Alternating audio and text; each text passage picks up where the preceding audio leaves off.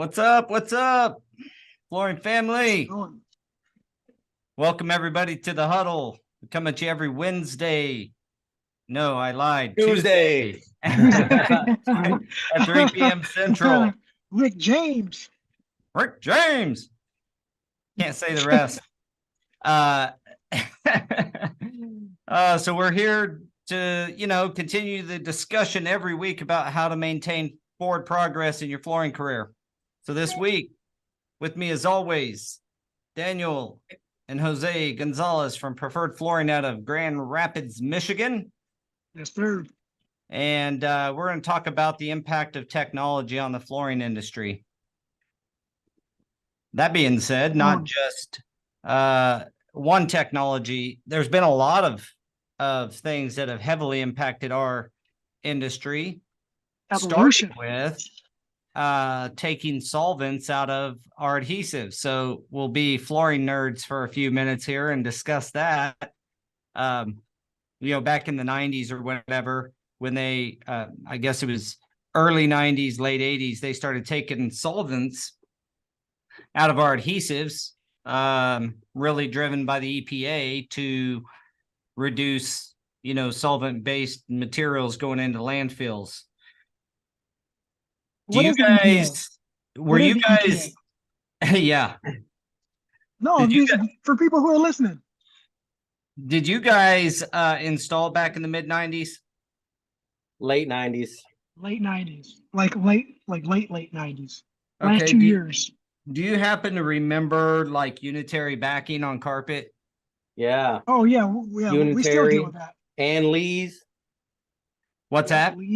Lee's backing, the Yeah. fiberglass. Yeah, that old wax back or fiberglass back Lee's carpet is obviously they got bought by Mohawk, but and that was always a dreaded material, to be honest with you, as an installer.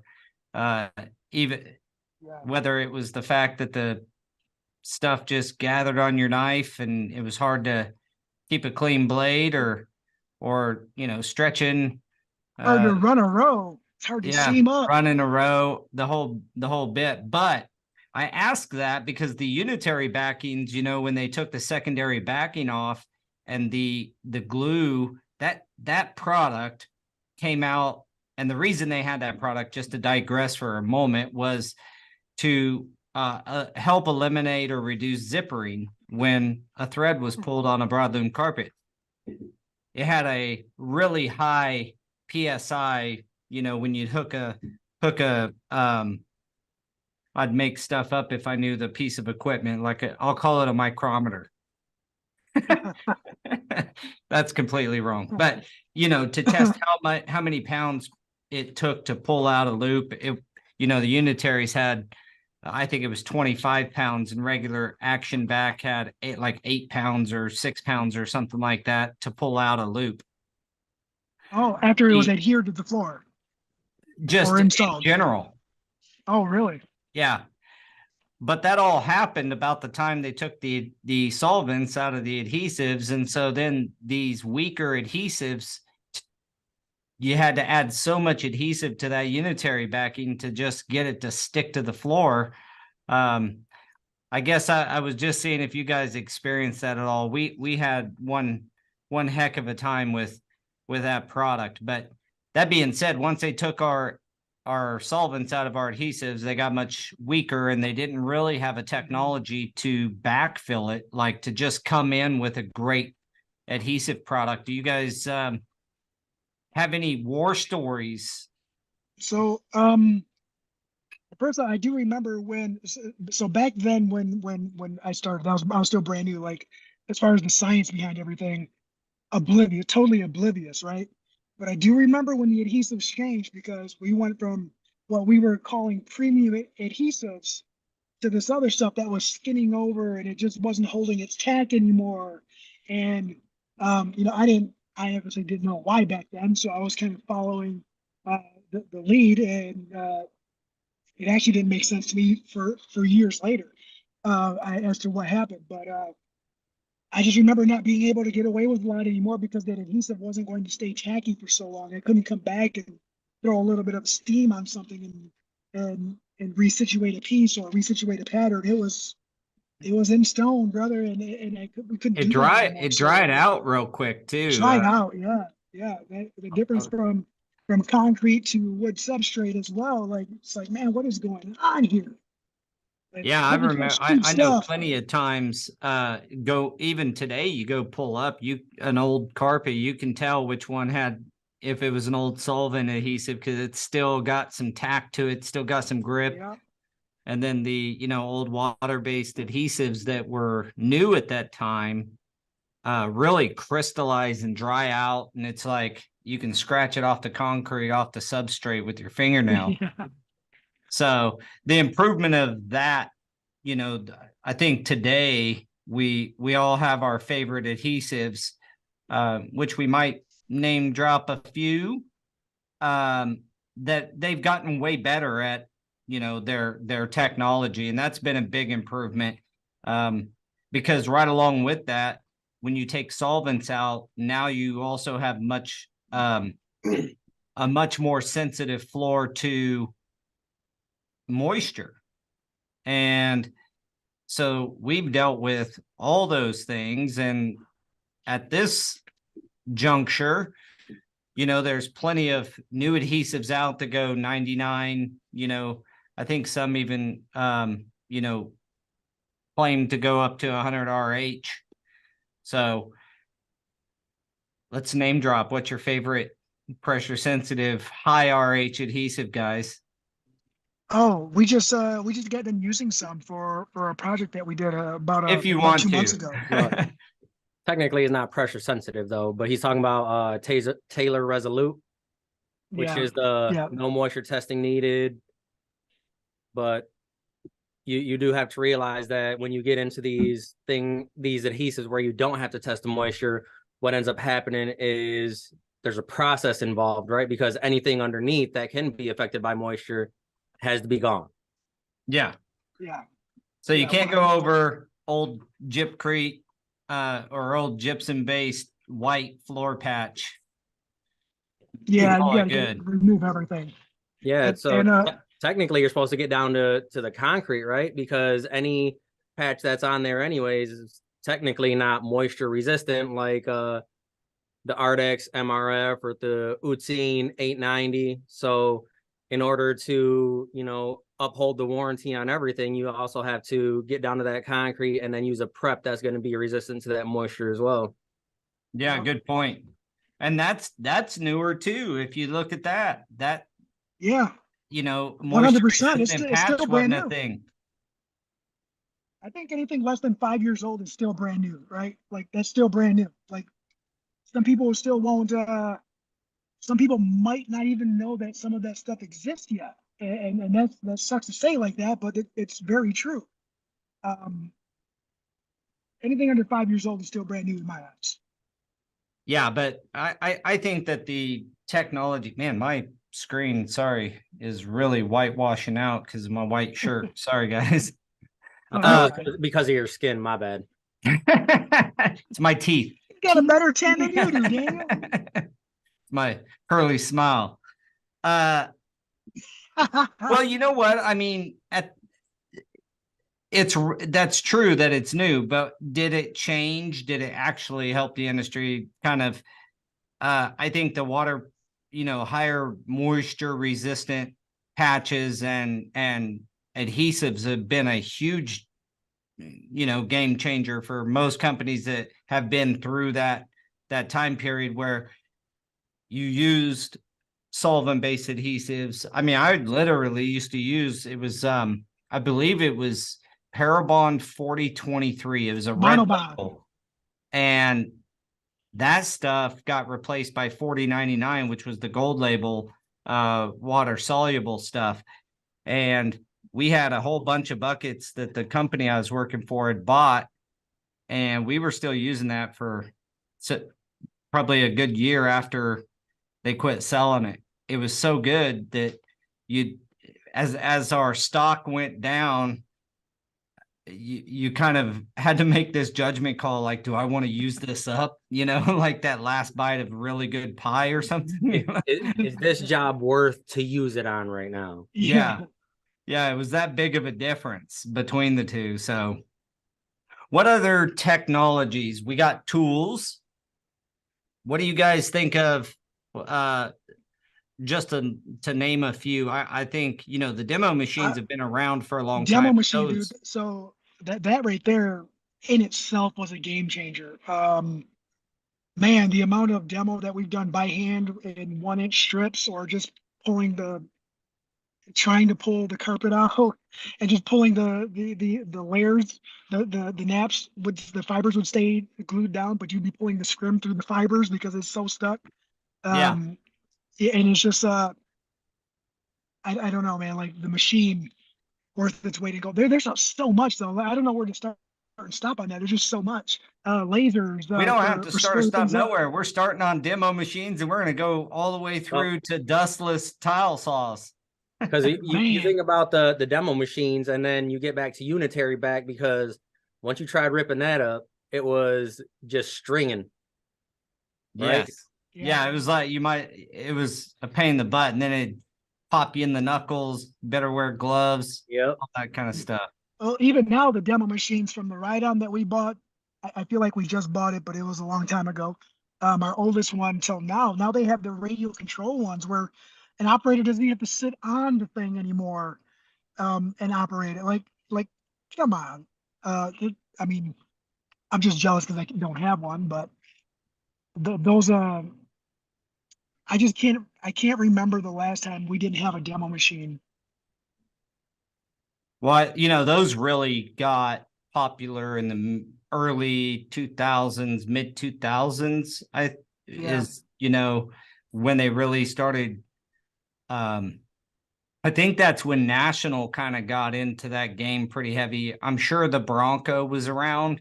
I've seen some Bronco machines that look like they were made in 1950. So I don't know how long those have been around, but they weren't an everyday machine that people bought. I mean, when I was installing, the company I worked for, I was an employee installer, but they didn't have any demo machines, and they were one of the larger companies around at the time. Now, heck, I know installers that have these things. Right. Just We started yeah. with the red shaker box is what we called it, ripping out entire grocery stores with it. It was straight up not a good time. Was that the Bronco?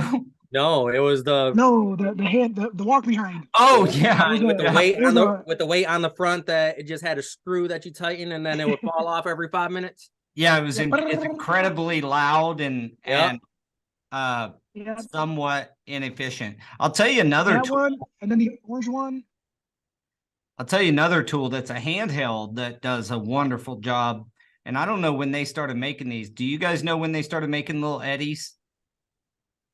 No, I don't. We found those.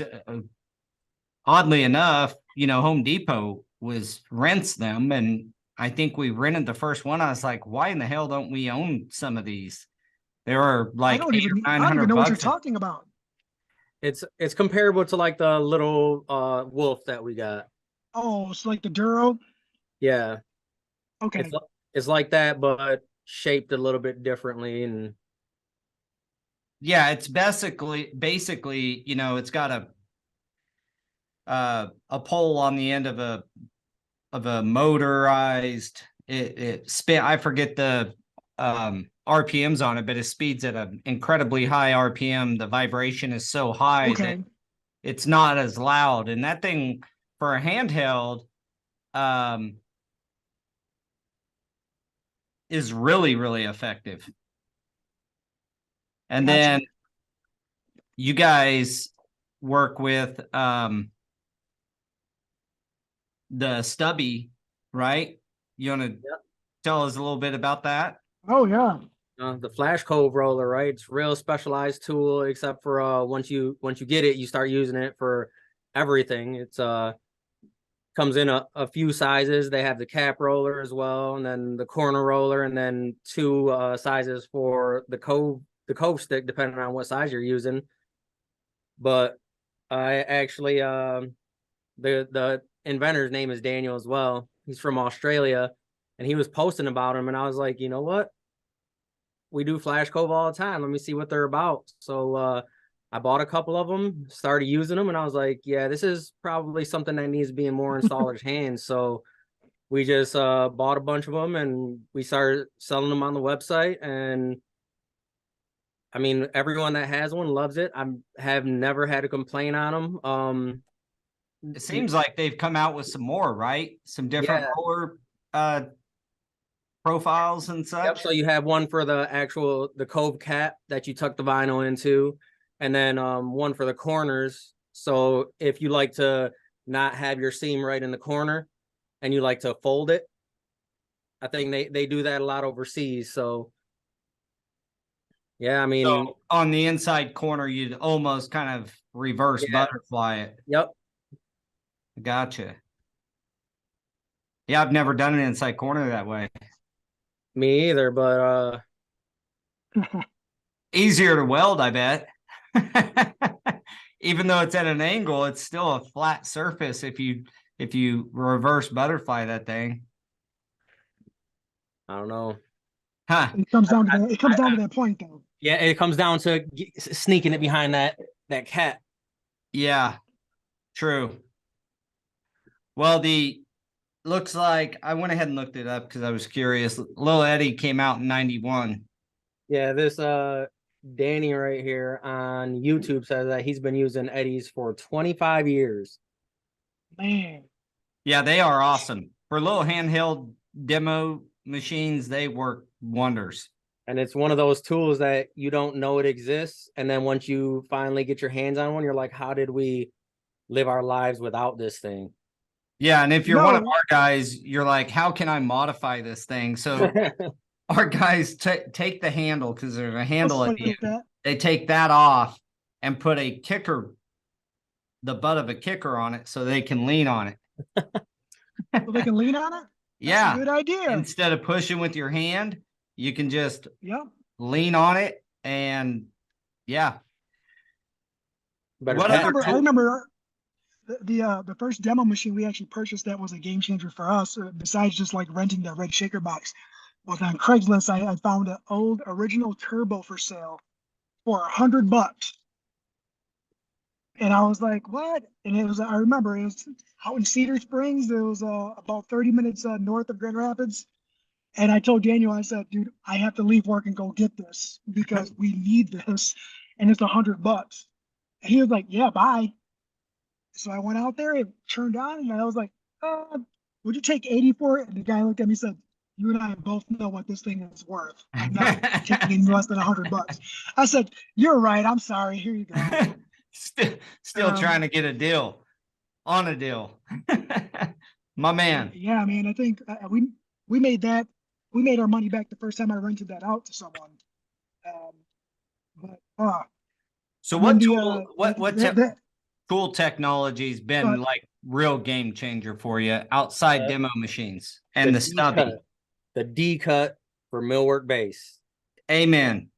Thank you for bringing that My up. It goodness. wasn't even in my head, Yeah. but dang, that thing has changed not only the way you install the, millwork base or, but the efficiency quality. and the cleanliness Yeah. and not having to have, a extension cord and a chop saw with you. That was a game changer. Or setting up the Extension cord miter and saw chop saw. somewhere, centrally located at the job, and then everyone walking back and forth. You just drag it with you and make your cuts as you go. Yeah, the D cutter, and they have a base D cutter too, right? I think outside of the millworks, don't they make the one that does the outside corners? Outside corner. Yeah, we have one. I bought it to test it out. Do you guys use it? I don't know if I'm a fan. I messed with it a little bit, and I just found that I think it'd work great for a new guy. There you go, right there. I mean, I think you give a new guy that, and it's kind of foolproof. But man, an experienced guy with a knife, I think, at least for me, it was so much faster to cut it with just a regular utility knife. Right. Once you have that feel. if you got a project and you have some extra base to waste, and you can go and pre-cut a bunch of like 1 inch or half-inch returns, and warm them up, heat them up, and let them shape, that'd be a way to go to allocate a 4 foot piece, and you pre-cut all these corners, and I see where it can be beneficial. But someone who is proficient at installing base and is good with a knife is not going to like the idea of having to stop and start. I'll all tell the you what, time. I have no complaints about the D cutter for mill workspace though. That thing, game changer. I remember buying the first time I seen it, I was like, I'm buying that, and I bought it right then. The crazy thing is I just bought another one because we have a bunch of millwork base coming up, and I wanted to try and speed things up. But the cost difference from when we bought our first one to right now, I was like, man, we should have bought a couple. Inflation, baby. The first time I ever did millwork base was out at an old folks home out in Marshall, Michigan, and I didn't know what it was. When they told me my base was right there in that You big were like, box, I was what in the like, world's oh, this stuff? dude, I did Utility everything with knife. the utility knife and super glue, and I tell you what, my fang danglers were not happy with me. Huh. It Yeah, was not I probably I the prettiest of installs either. So I would imagine not. That would be a tough gig to cut that stuff with a 45 on with a utility knife. But I did it all the time with the freaking chop saw, and you had to take your bag off the chop saw because it just get Clogged up Clogging right up. away. the not sawdust, but the debris from cutting that Gets all vinyl super would just stringy. clog up. Yeah. So you had to Yeah, take it's just that too heavy. off, and you had to clean up after yourself the entire area because it just shooted everywhere. Yeah, that was a game changer. Have you guys used or thought about using the dustless tile saws? He was looking at one a Um, couple years ago. yeah, I was looking when they first came out, and our guy over at CCS was going to allow us to take it and kind of try it. But it didn't turn into anything, right? Like I didn't want to, I felt bad taking it to go do my shower at my house. Yeah. I wanted to use it in real life situation because at my house I already had it set up, and I didn't want to mess up the one that they had in their showroom. But he was more than willing to let us use it, and I really, really wanted to. And so I get mixed reviews from some tile guys. Some tile guys love it. Some tile guys just don't want That's to what veer from the water. I think it's great. From a technology standpoint, I think it's awesome because I've cut on them, at different shows. Again, another reason to go to shows is you can try out some cool new stuff. But they held the dust down really well. They made a good cut, but they are heavier than hell. And that's both can be a pro and a con. Not that it's heavy, but the fact that it's heavy is because it's got all the dust containment and is waterless. The benefit there that I would think, and I'd love to talk to some people that have one, but if you're on a job site with no water, that's a big deal. Like if the plumbing's not turned on, you need to cut tile. So That thing could come in real handy, I In think. winter, that's what they used in 2020 or at like surfaces when they had the ceramic guys competing. They used those tile saws. yeah, there you go. Somewhere where you have to walk 2 miles to go outside and make some cuts. Or Yeah. in the winter when you don't want to be outside in someone's garage, or somewhere where you don't have to worry about making too much of a mess, where cold water Yeah, the plays a mess is factor. another part. Like having to, set up a station, you don't really have to do that much. So what other tool technologies before we move on to like technology from a computer's perspective?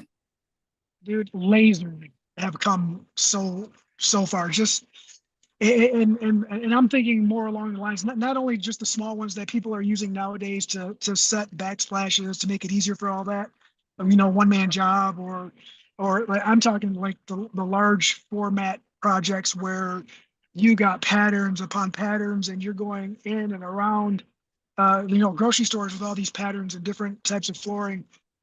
The first time I used the laser, it was in the raw. It was pretty raw, just like a surveying laser type. To what is available now is just night and day difference. Yeah, they got I them where think you can find your low spots and your floors. Oh yeah. We have one that will find the low spots and you can mark How does them that out. work? And yeah, it works good. It's kind of it's a tedious like piece of equipment to use and set up, but it works well. I mean, it'll find the low spots and the high spots, and you can help your floor out a lot with one. And then of course the layout lasers with tile guys, particularly with wall tile and such, and matching up floors and wall joints. I mean, yeah, that's been a big changer. I feel almost blessed to have been in the time when I was working with when I was employee installer. If there was no carpet or whatever, my job got pushed, I'd get sent with the tile guy, and going with those guys. I remember them using old-fashioned just tubes with water in it, water level, and using that to find all their high spots and low spots Oh, really? oh yeah. So it was truly old school. This guy, what was his name? Jim. That's what that tool we got is based off of. What's that? Oh, He's in a bad area, isn't he? Yep. But yeah, so and now you got a laser to tell you exactly what's level and what's not. So that's pretty cool. So moving on as we got a couple down here. Kevin says that the Cool Glide was his game changer. Oh yeah. As commercial guys, I know we all do residential, but not primarily. I forget about that. I've seamed up Milliken carpet tile to make an area rug out of a Cool Glide. We have a bank customer that, they wanted the area rug over their wood floor in their entrance to match the carpet on both sides. And we seamed up with that Cool Glide and then was able to take the whole thing. And this was a 12 by 18 area rug.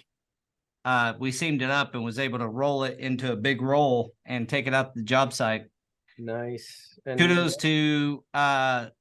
Dwayne Pruitt, who installed that for me. And Danny says that his Leister robot welder was a game changer, doing 150-foot seams at the airport. It also comes in big time handy if you're doing a lot of sports flooring. Those damn joints are, 75 foot long, 100-foot long. And to have a man on that machine welding can be it's a real time saver on those jobs. We were looking at a project with some static dissipative floor at a battery plant, and it was ropey tile, and everything had to be welded. So we went and bought a robot and got all ready, and then they were like, "Oh, never mind, we're just gonna put epoxy instead."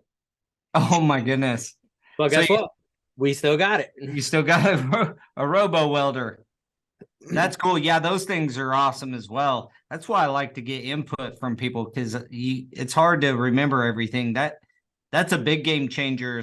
Like I said, especially on sports flooring, you can start welding the circles and all that while your welder's you set it up and let it go for 100 foot. And that's that. I'll use it on a 10-foot seam. I'll use it on a 20-foot seam. Yeah, I don't know if the guys yank it out for that, but it works. We were doing a dance floor one time, and the material was like so finicky with the heat. If we were to use any other method, it would have discolored it. Really? Yep.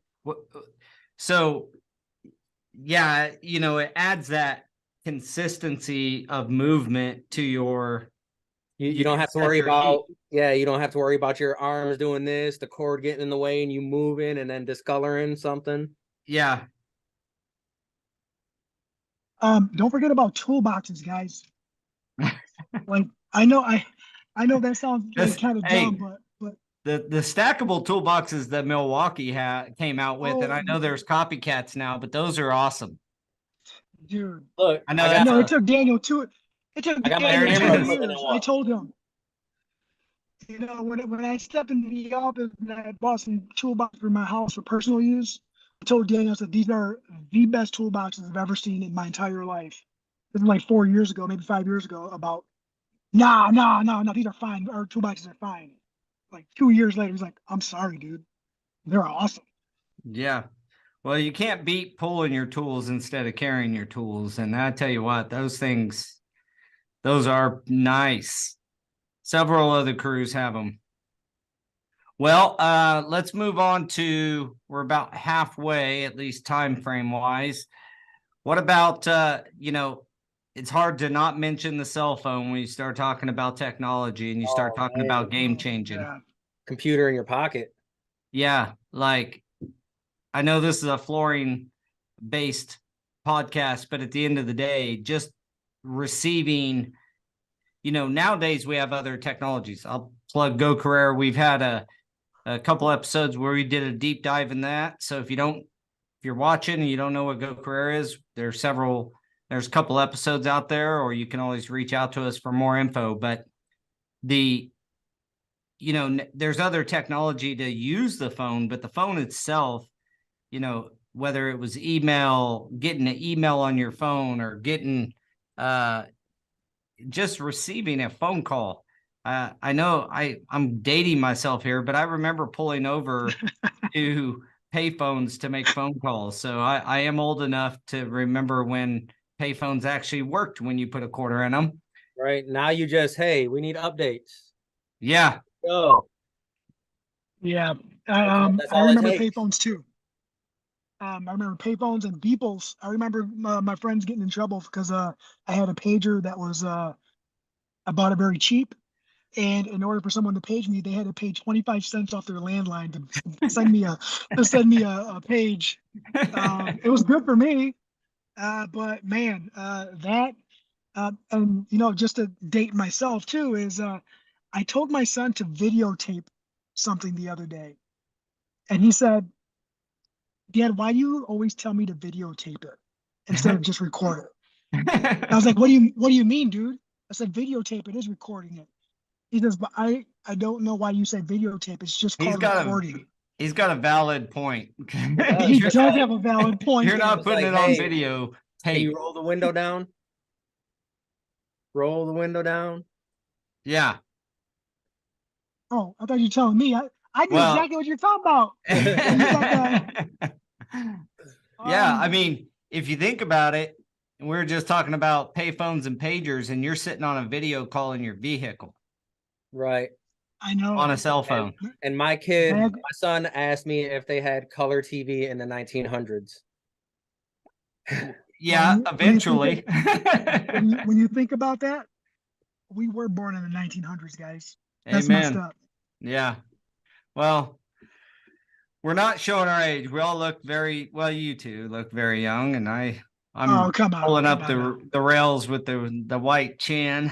But you know, how have you guys, what's always impressed me, I'm just going to say it with you guys, is that you embrace the new technology as it comes along, and you work through and find ways to adapt it, or new technology can be a little clunky if you've ever used something brand new, but you guys just work through, whether it's a tool, you figuring out new ways to use tools, or computerized technology, meaning you guys have been big into Microsoft Teams and using that for management of your company and running things.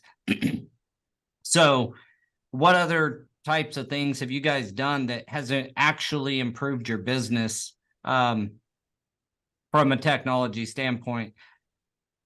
I can start one off. I'll tell you just real quick, was on-screen takeoffs, because when I started doing flooring, it was manual. And then I actually went to a course in Vegas to learn the digitizer, which was you taped your paper drawings to a drafting table. Yeah. and then you told it some certain points, and then you had this wire that hooked up to your computer, and you do the takeoff similar to you do on-screen takeoff now, but on an actual set of paper drawings. So, nowadays it's color, Man, I want to and learn that. you could do wall elevations and 3D stuff with it. So that's mine. That's probably one of the biggest technologies that really improved our business model and business flow. And we adapted it early enough that we were able to kind of gain a competitive advantage for a while before everybody jumped on board. Yeah, and early on when we started, we didn't start with Measure Square. We started with someone else, and it was way harder to learn than Measure Square, in my opinion. But it was harder to learn because Measure Square is more user friendly. I'll be honest about that. But once you learned the other one and it came over to Measure Square, it was like boom, so easy. Like, Yeah, shout out to Measure Square. We use them too, and it's been a wonderful piece of technology for us. So, what else they have you guys? Keep it. I'll be honest, for me, it's just the computer, period. Like that right there has come a long way. Like I was a file cabinet, do it by hand guy. I was using the same template for every invoice for everything and just deleting everything, and then doing it again. We went from, I remember having to fax everything over. And then I used to tell people like, why are we still faxing? There's emails. Can I just email this to you? And people were telling me that was never going to happen. Daniel was actually the one who designed all my invoices when he was like 14 years old, 13 years old. That brings up the bid boards and things like that where you can send bids through. We use Building Connected. I don't know if you guys use that stuff, but keeping track of your bids and you send the bids right through Building Connected. So there's interfaces on top of the email technology and everything like that has made life way easier. Because I do remember faxes and faxing, bids, and then calling to make you get in a delivery proof of delivery, and then calling to make sure. And it was crazy, but yeah, that by itself, I get it, computers overall, but there's also these programs that run on top of all that have made life so much easier. And the reason I wanted to do this type of a podcast is like, just take a minute if you're anywhere close to 40 years old and think back to what it was like. And the difference is we get so used to what we use, and we're so used to the phone in our hands, and I'm sitting being recorded on a laptop and having a video conference that's being, shot out to the worldwide web. And it's amazing if you just stop and think about how quickly technology has changed. And one of the things that we want to remember is that not only has technology changed, but the speed at which it's changing now is so much faster.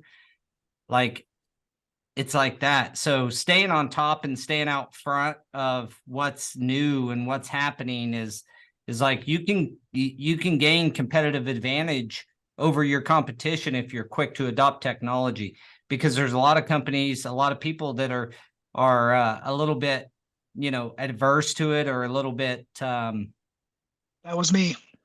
Slow to technology. It scares them. That was me. What made me realize that I've come a long way? The other day, my sister was in the office and I was typing, and is that how you type? She looked over me. She was fast? like, I do okay. and she looked over and was like, does Holder type faster than me now? And Daniel said, yeah. And I'm like, and for me, that's just a win, because I started like this, and then I graduated to 2, and then 3, but then now you're a pro. Now I can just like read and type, and you don't think about it. It's second nature. So guys who haven't started with technology yet, start. It Only took takes like 15 practice. years, but you know, he's there now. Hey, listen. When I was in school, they had a class called they called it Keyboarding. keyboarding. Yeah. Yeah, keyboarding. They didn't call it computers or computer lab. They called it keyboarding, and that was it. Yeah, I don't know what it's called today, like computer science and is the degree in college, but I'm sure it's got Like at my son is in middle school and my niece is in high school, and they don't even teach typing or anything anymore. Oh man, they're dropping the ball on that. Yeah, because my son is like typing like this too, and I'm like, they don't teach you at school. And he's like, no. voice recognition is going to probably do to the keyboard what I don't know, Oh man. yeah, the computer did to typewriters. yeah. You're right. And then Yeah, with all the AI technology coming out as well, That's I changing mean, so fast. It's incredibly um have you guys messed with Chat GPT? oh yeah, yes, 100%. So Daniel showed it to me, I've used it a and it lot.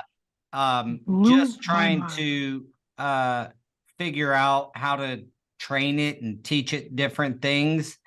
Um, it's pretty incredible how you can talk to a computer and then that computer can mimic you in pretty short order. It can mimic your writing style. It's pretty Yep. crazy. But if you're not like messing with that kind of stuff right now, you're behind. I mean, Chat GPT 5 is getting ready to come out, you know? Mhm. It's like, how do you stop it? I don't know. I know there's a lot of concern out there with the technology. You know, there's some pretty high ranking people of the planet like Elon Musk that are concerned with where this thing's going and what it could do. Well, But at the end of the day, I'd rather know about it if it's a problem than not know about it and it be a right. problem.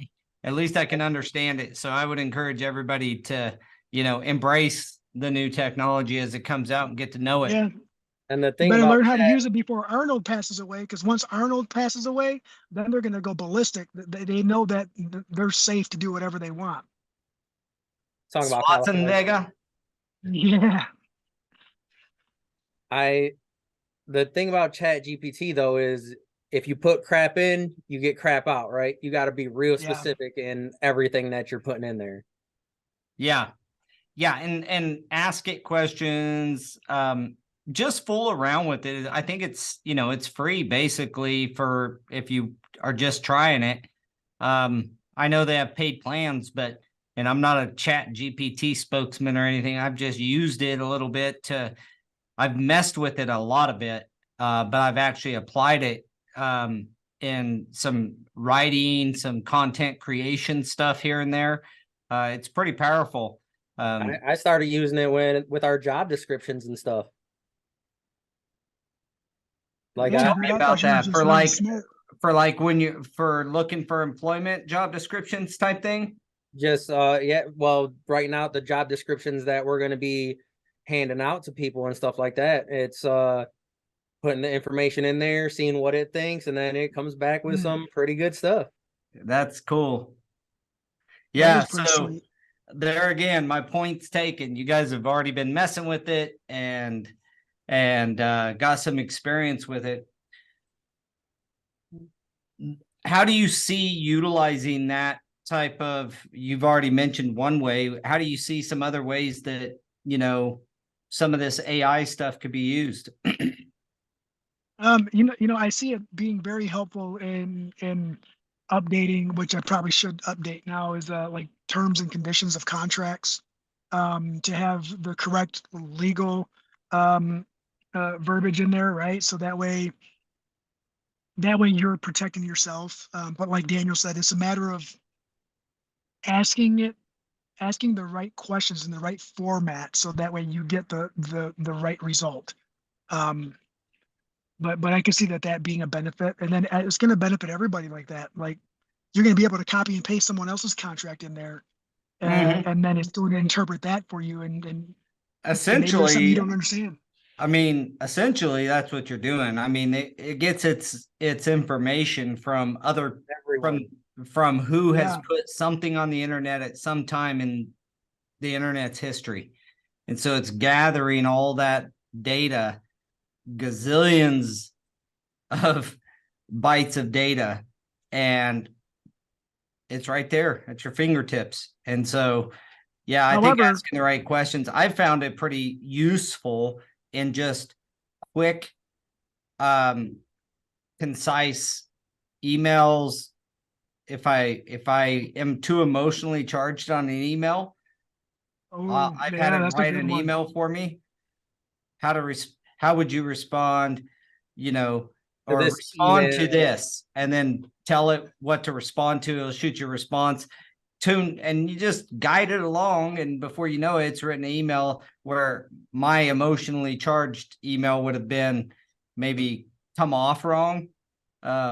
If you're dealing with a difficult situation, like I happen to have been on this particular instance, and it's endless what you can use it for, but we've dabbled with it in that way. Oh yeah, that's awesome. I never would have thought about that because I want my emotion to be in there, but I do have the tendency to take a couple hours to write one when I'm upset and delete everything and start over and delete everything and start over I've done that and probably basically 100 times. until I'm level enough to not say the wrong thing. Yeah. Now you Because just I've, ask Chat GPT. yeah, Yep. Then GPT all you got to do is change a couple words, and then you're golden. I had it write instead some of social media posts for me too. instead of GTS now is GPT, right? Yeah. But it's Bing in it now because now it's part of, since Microsoft invested like $3 billion into it. It's incorporated into Bing now. So now you gotta Oh switch from man, Google to Bing. Wowza. that Well, sucks. we've went through different technology um for different things, right? Like adhesives, tools, computers. I think that the key here is, like, if you don't try, if you don't embrace technology, it's one of our core values at my flooring company is we embrace technology. Like, you can, if you take that attitude, I believe that you can get out ahead. But also, you know, when it becomes technology inevitably becomes kind of a staple in your life, and you're not falling behind. I mean, I know plenty of guys, starting Go Carrera that have had problems utilizing a cell phone, just using a cell phone, or still have a flip phone because they don't want to go to the next piece in a smartphone. So they still have a flip phone. Um, embrace it because it's not going anywhere. The key here is to get to know it, embrace it, and then figure out how you can utilize it to better yourself or better your business. That's my ploy to everybody is really embrace the ideas that are out there, see what it does, and then if it won't help your business or you personally, fine, but at least you've tried. And then, I guarantee you eventually you find those things that will really change your business. Give you, I mean, we were putting out bids in days that would take weeks doing manual takeoffs. Like that type of a difference Oh, in efficiency. We were running on screen takeoff when other people were just learning it. So embrace technology. That's my ploy. you know what? Now that you say that, how easy it is right now to go and revise a project when people are like, oh yeah, let me get it with this material. You know what? That's out of my budget. Let's switch this room to this room to that. And it's just a matter of, drag and drop and click, couple clicks and you're done versus having to like already drew all over that drawing, man. Now you gotta go print something up Right. I spilled all over I already again. highlighted everything. Right? Yeah, Color man. pencils. Yeah, Rollins says man. that I'm out of uniform, but he didn't say anything about your white shirt. Well, it's so neutral. I think he's giving me a pass. Hey, you know what? Hey, Rollin, one thing that going back to the beginning of the conversation, that Duro that we talked about, like the technology and the tools, that Duro helped us out on one of those episodes of Restaurant Impossible to remove adhesive from a wood substrate. Without that thing, man, holy smokes! What did you I don't know. use? So we used the Duro with the razor scraper Yeah. on it, the attachment, and it was some really sticky carpet broadloom that came off of a wood substrate, and the adhesive was super thick. And we were going over it with underlayment to put down some LVT, but we still had to scrape that glue up. Otherwise, we were going to be lumpy, right? I Like was gonna say, why'd you there's have to no. scrape? I was gonna set you up really well. Rollins said Like, they showed it in the episode. what episode was it, Rollin? See if he answers. Episode number what? Because I'll go watch it. We'll Episode hopefully get number everybody to go watch it. 18, 19. It was just aired probably a month and a half ago. Of this year, yeah. But Yeah, how that impossible would Restaurant Impossible be without today's flooring, without the technologies that we're talking about? Like hand Yeah. pulling, like doing a remodel like that in 48 hours or whatever it is. How tough would that be without modern day demo machines and stuff like that and other technology that allows us to do our job more efficiently? Right. And super tough. Augmented reality is making its appearance now for our industry as well. Not only just construction in general, but the metaverse, that's a real thing. You gotta get up on some of that, do some research on that, guys. That's going to start affecting how we do our job, from the takeoff standpoint, and submittals and the whole metaverse thing was they had at Surfaces at the women's conference. And when they yeah, went they did. through I it, forgot about that. there's a lot of people that, ourselves included, because we haven't looked into it, right? But it's like, we don't understand. So you're going to get on here and you're going to sell flooring for someone's fake house. And they're like, yeah. And everyone's just like, I don't understand what's going on. And they're like, think about it. What are your kids doing? They're building Yes. stuff in Roblox. They're doing this, they're doing that. And they're spending real money on fake money, on V-Bucks for Fortnite. Right? Our kids are getting the V-Bucks in Fortnite. And it's like, that's what I tell my son. I said, I'm not going to keep on spending real money on fake money. But that's the nature of the game right now.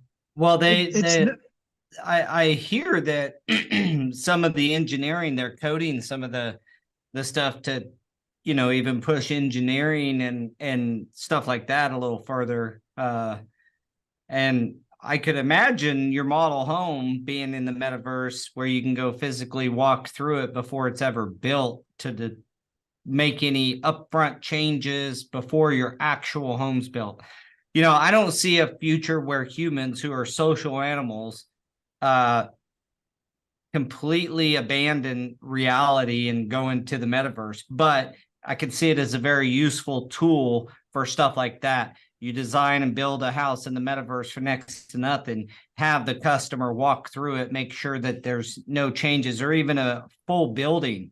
How many times have you went into someone's facility and they're like, man, everything's awesome, but I wish I'd have put another, set of bathrooms over here, or I wish I had an extra, we only have one mop sink on the first floor and I don't know why we did it that way. It's just little things like that could be flushed out. So even and that could be where, they do meetings and stuff on here now. So it's like you can get an entire team walk in the building together all at the same time. You can have, the EVS team, like, ooh, like you said, we need a slop sink right here because the other one is like way over there. Yeah. Yep.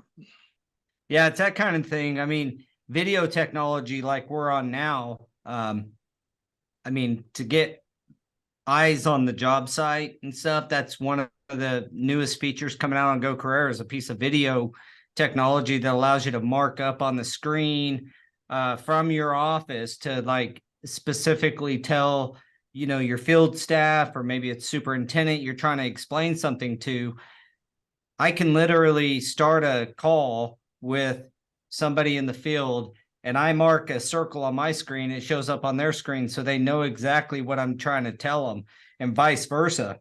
I mean, stuff like that. It's like you can be on the job site without being on the job site.